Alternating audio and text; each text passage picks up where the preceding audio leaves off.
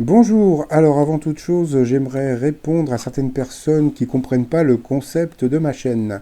Alors, chasseur d'étoiles de midi, ça veut dire chasseur d'étoiles de midi. C'est-à-dire que, en général, je suis le premier à vous dire qui est dans l'étoile mystérieuse. Je vous dis quand le maître de midi sera éliminé.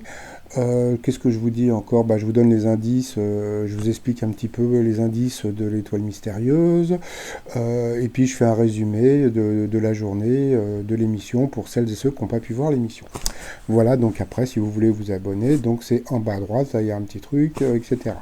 Voilà, sinon bah, pour les autres, bah, voilà, bah, au revoir monsieur, messieurs, dames. Sinon, alors quoi de neuf aujourd'hui dans les 12 coups de midi? Eh bien, on a pu voir qu'il y avait monsieur Jacques qui était venu pour donner des glaces. Donc le t-shirt de la journée, donc c'est la vie, c'est vraiment dégueulasse, des glaces, pardon. Donc voilà. Ah oui, alors autre chose, mes t-shirts, c'est là pour, on va dire, animer ma chaîne. Donc vous n'êtes pas obligé d'acheter les t-shirts. Donc si vous n'achetez pas les t-shirts, je vais pas vous taper sur le doigt, ce n'est pas un problème. Sinon, bah, Paul était toujours là, toujours aussi sympathique. Bon, on peut voir qu'il y a vraiment une, comment dire, ils sont vraiment bien tous les deux, donc il y a une vraie complicité, donc vraiment c'est le top. Donc voilà, au coup d'envoi, donc la première question, combien de branches chaque étoile du drapeau américain comme tel, donc c'était 5.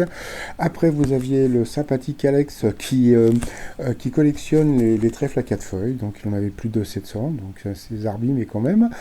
Quel film sorti en 2018 est considéré comme prémonitoire par des sociologues? Donc c'était les Tuches 3 à cause des Gilets jaunes. Après, donc vous aviez la jolie Camille qui veut devenir gendarme, qui a eu cette question. Quel est le premier fantasme cité par les femmes à réaliser avec leur partenaire avant de mourir?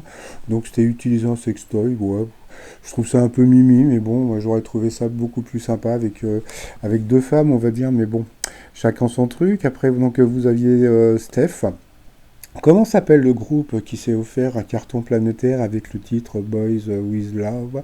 Donc c'était BTS. Après, donc, quel joueur de tennis est le recordman absolu des victoires en tournoi du Grand Chelem? C'était Roger Federer. À quoi le melon Cantalou doit-il son nom? Donc c'était un village italien, pardon, il est passé au rouge. Il a pris la gendarmette en duel, qui est tombé sur une question qui semblait simple. En quelle année a été lancée la campagne MeToo pour dénoncer les violences sexuelles? Donc elle avait dit 1997, bon bah c'était beaucoup plus proche de nous. Après au coup par coup, et ben, on a pu voir le petit, je sais plus son prénom, mais il était très mignon. Oui, donc au coup par coup, donc Alex et Steph se sont pris en duel. Voilà, donc la question était assez simple, hein, qui est belge, donc bien sûr, donc c'était Annie Cordy. Donc le truc était assez rigolo, c'est que je pensais qu'ils allaient mettre la chanson Tata Yo-Yo, et puis bah, ils l'ont pas mis, sûrement pour éviter de parler de Tata Véro. Donc voilà.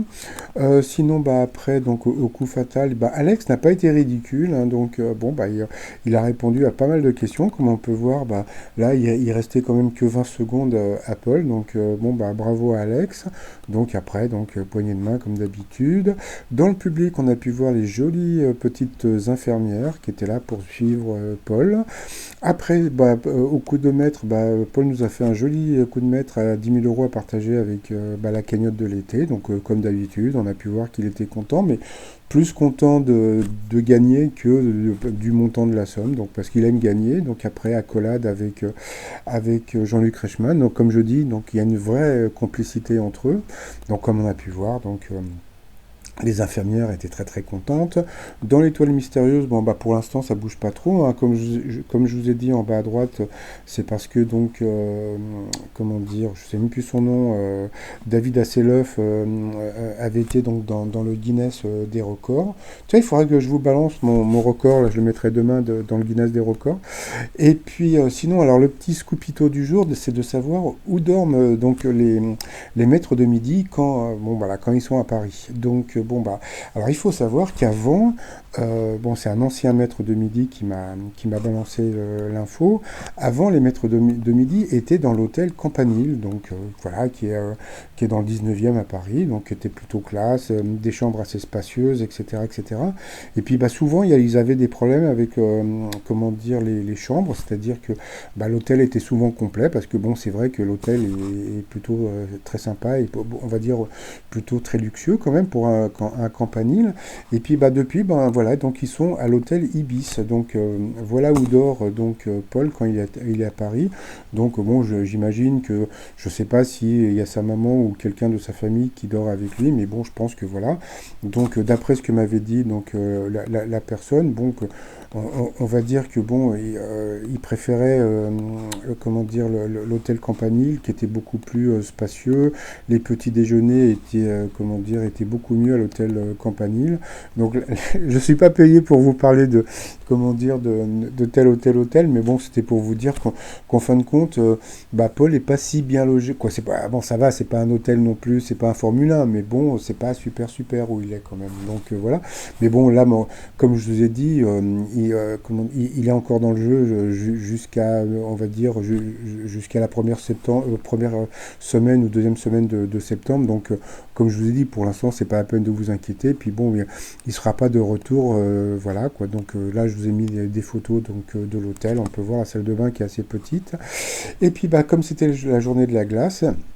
Et ben mes t-shirts Ice Scream, donc si vous reconnaissez donc l'affiche du film Scream, et puis bah, scène de crime avec une glace, c'est Ice Cream Scene, voilà tout ça sur le site trotsmignon.com, le lien sous la vidéo, et puis bah, je m'associe à Paul et à Jean-Luc Reichmann pour vous souhaiter une très très bonne journée, et puis vous dire à très très vite, bye bye.